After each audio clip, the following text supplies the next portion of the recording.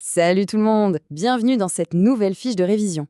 Aujourd'hui, on va s'attaquer à un monument, et je pèse mes mots, un monument absolu de la littérature française, Le dernier jour d'un condamné de Victor Hugo.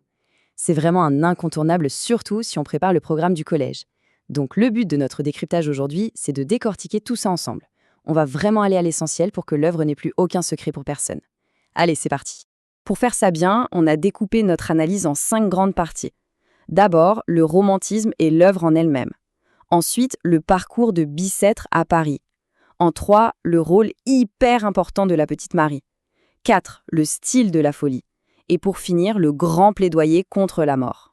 On commence tout de suite avec notre première partie, le romantisme et l'œuvre.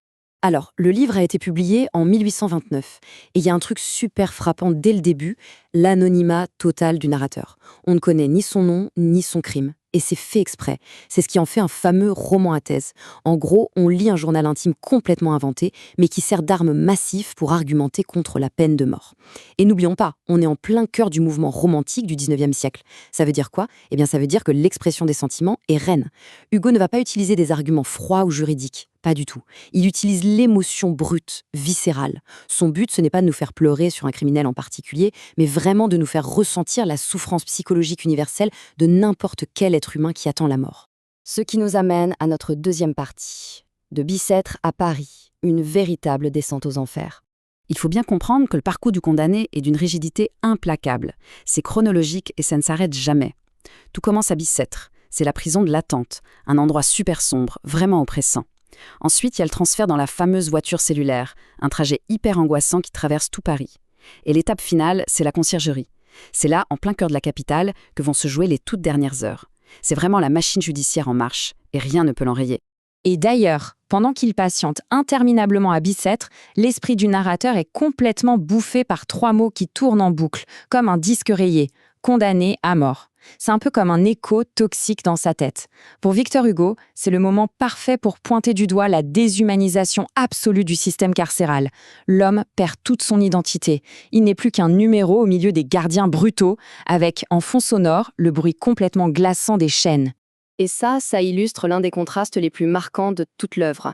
Hugo met face à face 2 mondes totalement opposés. D'un côté, on a la prison de Bicêtre, l'horreur pure, le fer des chaînes, les forçats qui partent pour le bagne de Toulon. Et le pire, c'est que le narrateur les envie presque, parce que bon, ils vont souffrir au bagne, certes, mais au moins ils vont continuer à vivre.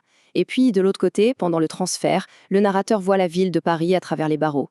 Une ville qui bouillonne, qui est joyeuse, bruyante, mais surtout cruellement indifférente.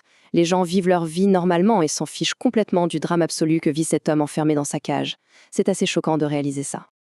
Allez, on passe à la 3e partie, qui aborde sans doute l'aspect le plus déchirant du récit, le rôle de la petite Marie. Si on devait isoler le cœur émotionnel du livre, ce serait le chapitre 22, sans aucune hésitation. Le narrateur est à la conciergerie et il a droit à une visite, celle de sa fille, Marie. Elle a quoi, à peine 3 ans. Et là, c'est la tragédie intime absolue. La petite regarde cet homme avec de la peur dans les yeux. Et elle ne le reconnaît pas. Elle ne reconnaît pas son propre père.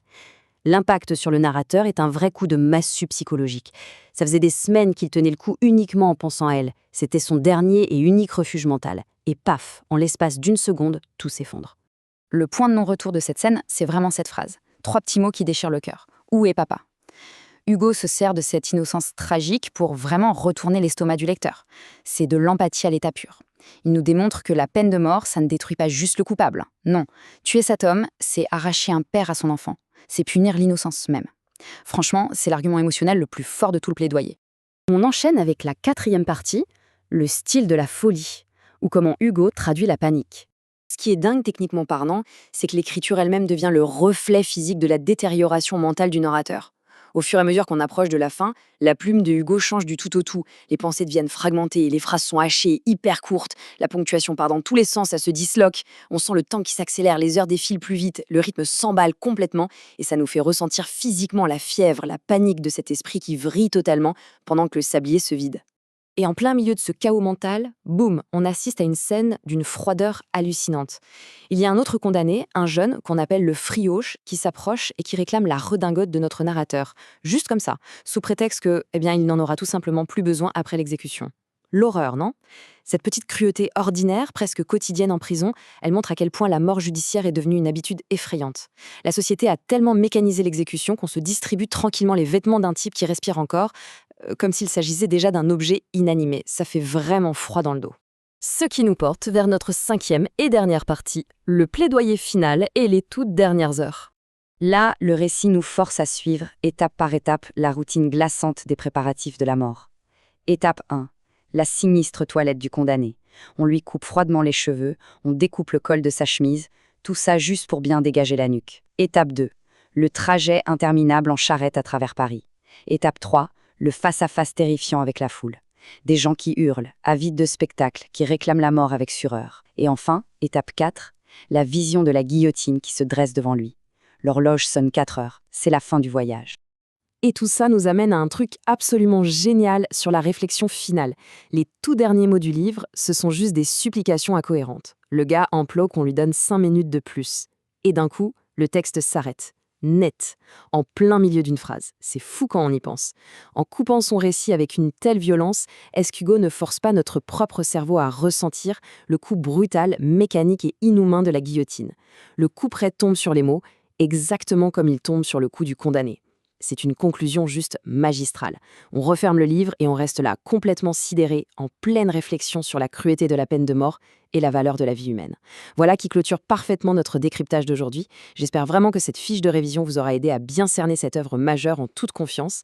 Merci d'avoir été au rendez-vous et à très vite pour une prochaine analyse.